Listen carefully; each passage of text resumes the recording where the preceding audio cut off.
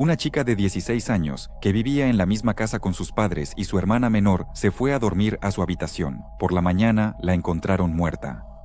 La policía entendió de inmediato que se trataba de un asesinato, pero ninguno de sus familiares escuchó nada. Esa noche, se necesitaron 31 años para finalmente resolver este caso, pero nadie estaba preparado para semejante giro de los acontecimientos.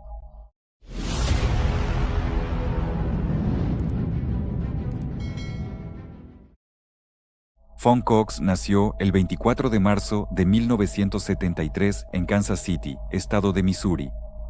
Poco después, sus padres tuvieron 2 hijas más. La familia vivía en una pequeña casa de 2 pisos, ubicada en un barrio residencial modesto.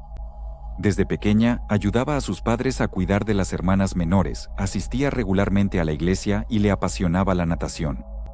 Cuando cumplió 16 años, Fawn consiguió un trabajo a tiempo parcial en un parque de diversiones local. Su familia vivía bastante pobremente, y la joven se esforzaba por ganar al menos algo de dinero en su tiempo libre después de estudiar. La mayor parte de las vacaciones de verano de 1989 la pasaba trabajando. Principalmente la joven atendía la taquilla y vendía boletos para las atracciones. El miércoles 26 de julio terminó su turno alrededor de las 10 de la noche. Su madre y su hermana menor pasaron a recogerla en coche, ya que ir del parque a casa en transporte público habría tomado mucho tiempo. Casi inmediatamente después de regresar a casa, Fawn se fue a dormir, ya que a la mañana siguiente tenía que volver a trabajar. La joven dormía en el segundo piso, tenía su propia habitación. Normalmente, sus hermanas dormían en la habitación de al lado, pero esa noche ella estaba sola en el piso. Su hermana Amber, que era solo un año menor, esa noche estaba trabajando como niñera para una familia conocida. La otra hermana, Felicia, decidió dormir en la planta baja, ya que allí hacía mucho más fresco. Era una noche muy calurosa, y el único aire acondicionado que funcionaba estaba en la planta baja. Sus padres también durmieron en el primer piso. A la mañana siguiente, alrededor de las 9, toda la familia se despertó con el sonido del despertador en la habitación de Fawn, pero por alguna razón la niña no lo apagó. Entonces ella, su hermana menor y su madre subieron a su habitación, donde las esperaba una escena espeluznante. Fawn yacía en la cama sin signos de vida y en su cuello se notaban moretones. La joven tampoco tenía pulso y los padres llamaron inmediatamente a una ambulancia, pero ya no pudieron ayudarla. Se notaba que Fawn había fallecido varias horas antes. Al examinar su cuerpo, los expertos médicos determinaron que la causa de la muerte fue asfixia. La joven también fue víctima de abuso. Desde las primeras horas, los policías entendieron que les esperaba una tarea muy difícil, una investigación. A pesar de que Fawn fue asesinada justo en su habitación, en una pequeña casa con muy mala insonorización, sus padres y su hermana no oyeron absolutamente nada. Sin embargo, esto tuvo su propia explicación.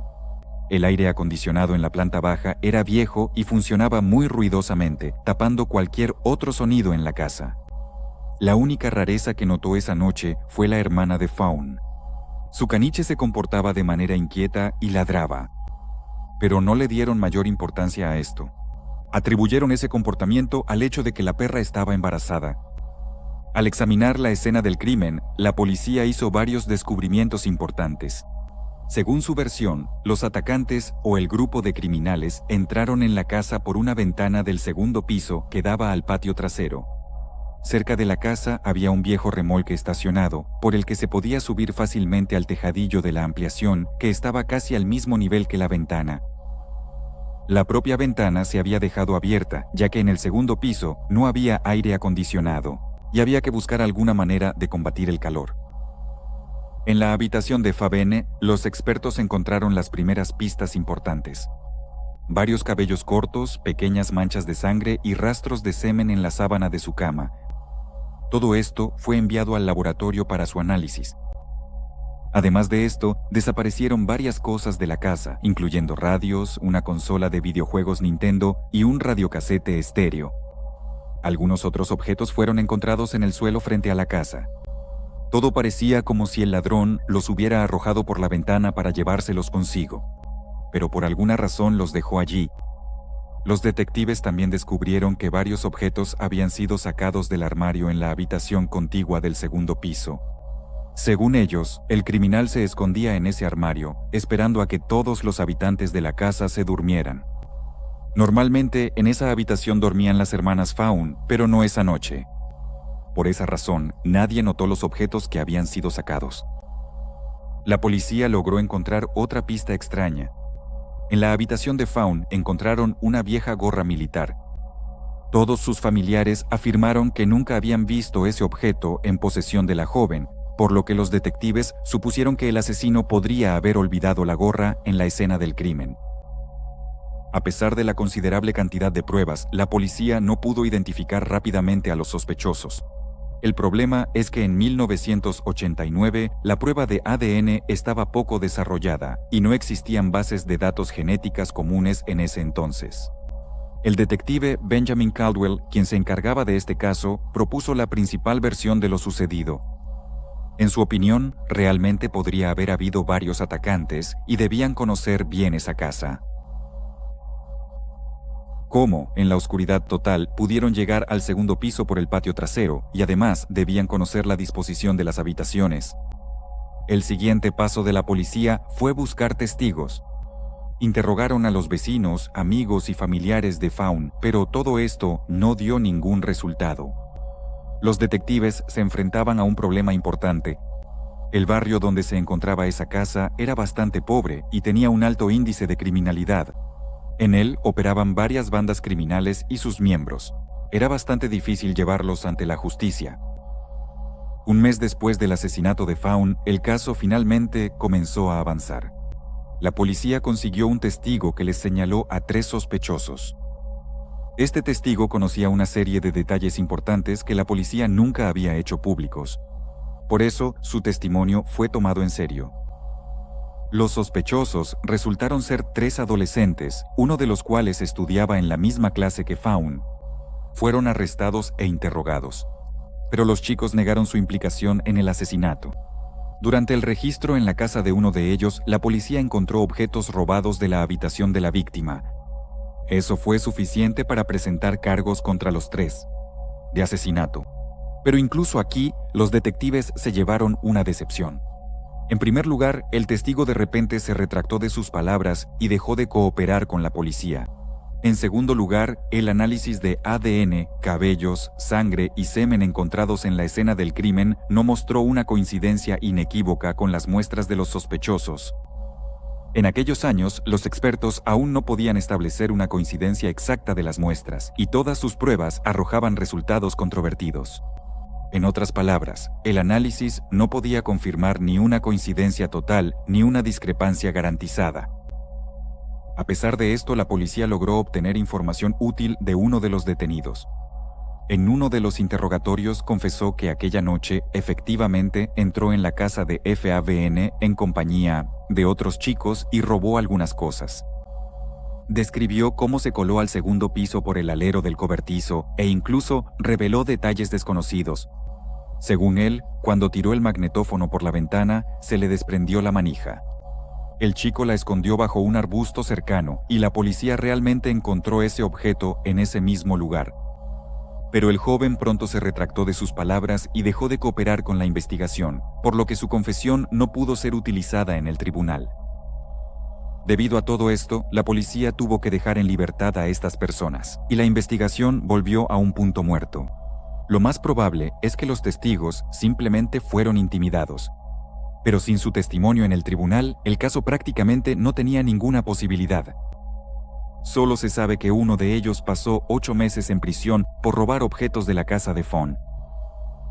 Desde entonces, el caso quedó archivado durante mucho tiempo. La policía reanudó la investigación solo a principios de los años 2000. Y lo primero que hicieron fue cargar las muestras de ADN del lugar del crimen en la base de datos CODIS. Fue creada unos años antes y contenía muestras de ADN de personas condenadas por delitos graves. Desafortunadamente, no se encontró ninguna coincidencia con el asesino de Fawn. La aparición de esta base de datos fue el resultado de un importante avance científico en el estudio del ADN. Esto también permitió a la policía volver a tomar muestras de ADN de los 3 sospechosos iniciales y realizar pruebas más avanzadas. Esta vez, los expertos determinaron de manera concluyente que el cabello, el semen y la sangre no pertenecían a ninguno de ellos. Esto resultaba bastante extraño, considerando el hecho de que se encontraron pertenencias de Fawn en posesión de los sospechosos. Los detectives supusieron que los 3 chicos realmente habían cometido un robo. Su casa esa noche, pero con ellos había otra persona. Fue precisamente esa persona quien agredió y mató a la joven. Todo esto generaba aún más preguntas. ¿De verdad 4 criminales lograron entrar a la casa sin ser vistos, matar a Fawn y marcharse del lugar del crimen sin dejar rastro? La policía seguía sin tener respuesta a esa pregunta. Desde entonces, el caso volvió a estancarse. Con cada año que pasaba, la familia de Fawn creía cada vez menos que este asesinato algún día sería resuelto. Seguían convencidos de que esos 3 sospechosos estuvieron en su casa esa noche y que podrían señalar al asesino, pero que nunca lo harían. Lo único que podría ayudarles a conocer la verdad era la muestra de ADN que se conservaba en el laboratorio de la policía. En 2018 ocurrió algo interesante. Amber, la hermana menor de Fawn, contó algunos detalles inquietantes sobre este crimen. Expuso sus pensamientos y hechos desconocidos para la policía en un popular foro estadounidense dedicado a crímenes sin resolver. Durante sus 23 años de existencia, el foro adquirió una reputación muy sólida y sus miembros ayudaron a la policía a resolver varios casos de alto perfil. Amber pasó la verificación y confirmó que realmente es quien dice ser. Así que su mensaje merece atención. Según ella, los criminales entraron en la casa en el momento en que la madre de Fawn y la hermana menor fueron a recogerla a su trabajo. Su padre, que en ese momento estaba en casa, dormía. Luego, los criminales se escondieron en un armario en una habitación vacía en el segundo piso y esperaron hasta que todos se durmieran. Amber también contó que al menos 2 de los criminales conocían personalmente a Fawn. Uno de ellos estudiaba con ella y el segundo conoció a la chica en la iglesia unos días antes del asesinato. Amber estuvo presente en el momento de su encuentro y estaba segura de que el chico se interesó en ella, de su hermana en el sentido romántico. Luego, ella concluyó que los criminales originalmente planearon matar a Fawn y que el robo fue solo un factor secundario. La policía, por su parte, sostenía la versión de que los criminales entraron a la casa con fines de lucro. Y al ver a la chica dormida allí, decidieron someterla a violencia. Pero ¿por qué Amber estaba tan segura de que ellos se habían preparado de antemano precisamente para cometer un asesinato? Ella dijo que robar su casa simplemente no tenía sentido. La familia vivía en la pobreza y no tenían nada de valor. Pero el siguiente hecho era mucho más interesante. Amber contó que para asfixiar a Fawn, los criminales usaron el camisón de su hermana menor que estaba en la habitación de al lado. Esto significaba que los atacantes habían tomado el camisón de esa habitación de antemano y se escondieron en el armario para estrangular a la víctima. Si no hubieran planeado el asesinato de antemano y se hubieran topado con Fawn durante el robo, no tendría ningún sentido que tomaran el camisón de la habitación de al lado. Amber añadió que los criminales también debían conocer la rutina de su familia para poder entrar a la casa sin ser vistos. Ella misma trabajaba como niñera de lunes a viernes y solo estaba en casa durante el día. Los fines de semana, la chica dormía en esa misma habitación del segundo piso por la que entraron los ladrones. Por lo tanto, los criminales habrían sido descubiertos de inmediato. Además, debieron vigilar la casa y esperar el momento en que la madre de Fawn y su hermana menor fueran a recoger a la chica del trabajo. A pesar de todo esto, el relato de Amber no acercó la resolución de este caso. Pero ya era 2018, y la ciencia en el campo del estudio del ADN había avanzado mucho. Decenas, e incluso cientos de casos olvidados desde hacía tiempo se resolvían gracias a las nuevas herramientas de análisis. Los familiares de Fawn veían todo esto y se indignaban, preguntándose por qué la policía no se apresuraba a reabrir la investigación del asesinato. Ellos se comunicaban constantemente con los detectives encargados del caso y cada vez recibían la misma respuesta. El análisis ampliado de las muestras de ADN requiere dinero y la policía tiene decenas de casos como este.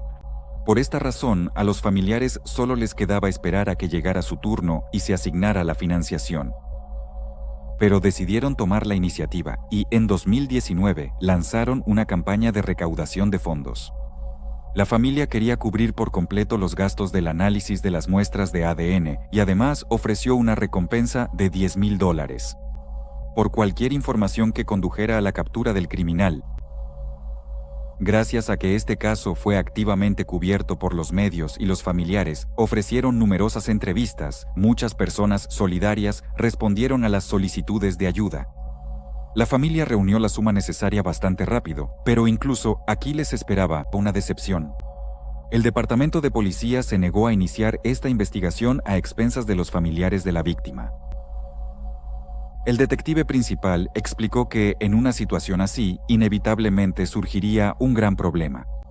Si los familiares de una víctima pueden pagar este tipo de pruebas y acelerar la obtención de los resultados, entonces el mismo derecho debería tenerlo cientos de otras familias que llevan años buscando a los culpables del asesinato de sus seres queridos. Y llevar esto a la práctica simplemente es imposible, ya que las investigaciones innovadoras de ADN las realizan solo unos pocos laboratorios en el mundo, y con tal afluencia simultánea de solicitantes, sus recursos sencillamente no serían suficientes. La empresa líder en este campo es Parabon Nanolabs, a la que ya hemos mencionado en varias ocasiones en otros videos. Han logrado un progreso colosal en el estudio del ADN. Desde la búsqueda de familiares de una persona, a partir de las muestras genéticas más pequeñas, hasta la creación de un retrato aproximado del portador del ADN. Fue precisamente este laboratorio el que debía encargarse del análisis de las muestras dejadas en el dormitorio Fawn la noche de su asesinato. Los familiares de la joven creían que la policía no tenía prisa en ocuparse de su caso, por otra razón. Eran una familia pobre de un barrio malo, y un asesinato allí no era una prioridad para los investigadores. En una entrevista, la hermana de Fawn dijo que, si se tratara del asesinato de miembros de familias ricas o personas de alto rango, todas las investigaciones necesarias se habrían realizado de inmediato. Lamentablemente, no lograron acelerar este proceso, y solo hacia finales de 2020 se produjo el tan esperado avance. Pero la familia no estaba preparada para una verdad así. Con el apoyo financiero del FBI, la policía finalmente envió las muestras de la habitación de Fawn al laboratorio. Allí comenzaron un estudio detallado del ADN y la búsqueda de posibles familiares del portador. Principalmente trabajaron con la muestra de semen encontrada en la escena del crimen. En noviembre de 2020, finalmente lograron identificar a la persona a la que pertenecía ese ADN. Resultó ser el primo de Fawn, Donald Cox. Por supuesto, semejantes noticias sacudieron a toda la familia. En el momento de la muerte de Fawn, Donald tenía 21 años y nadie siquiera sospechaba de su posible implicación. Además, Donald era una persona bastante problemática y constantemente terminaba tras las rejas.